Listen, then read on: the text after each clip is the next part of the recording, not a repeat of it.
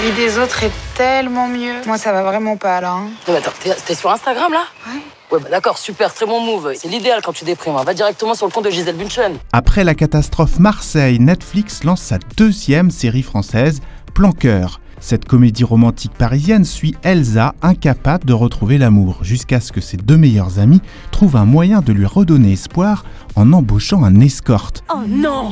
Qu'en ont pensé nos trois critiques? Co-créé par un Britannique, Plan Cœur reprend les codes de la comédie romantique anglo-saxonne. Il y a les trois copines, Elsa et ses deux amies. L'une qui est hyper enceinte et hyper active et qui ne veut pas arrêter de travailler.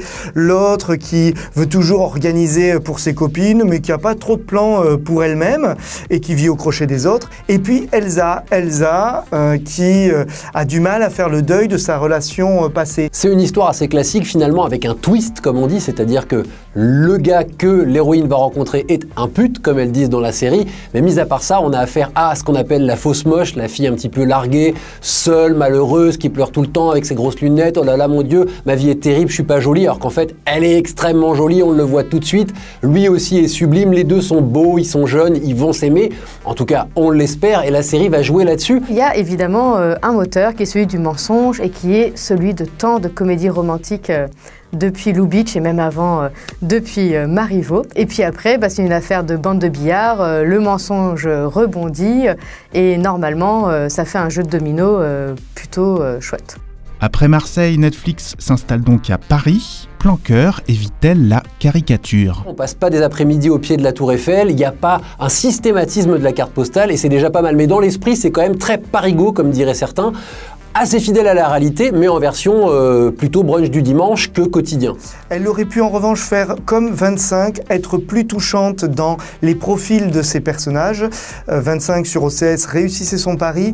Là, en restant un peu trop dans la rom-com, les personnages sont parfois un petit peu clichés. Il y a un vrai effort pour ancrer la série dans du contemporain, pour s'amuser un petit peu à revisiter le marivaudage au temps de Tinder. Mais c'est pas ce qui est le plus réussi. Quand même pas mal de clichés sur la féminité, sur la maternité qu'on a déjà entendu. Le but d'une comédie romantique, c'est de tomber amoureux. Moi, je suis tombé amoureux de Zita Enro assez rapidement. J'y crois, je suis avec eux, j'ai envie qu'ils s'aiment.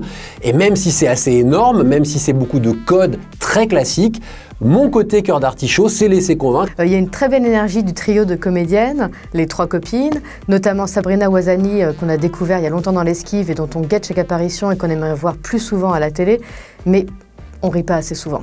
La série veut nous faire rire, elle nous fait sourire, on passe pas un mauvais moment, mais à force de manquer de propos, elle finit par s'autodétruire. À 13h, là, le mec, il te masse, regarde. Il arrive, souris. Non, souris pas.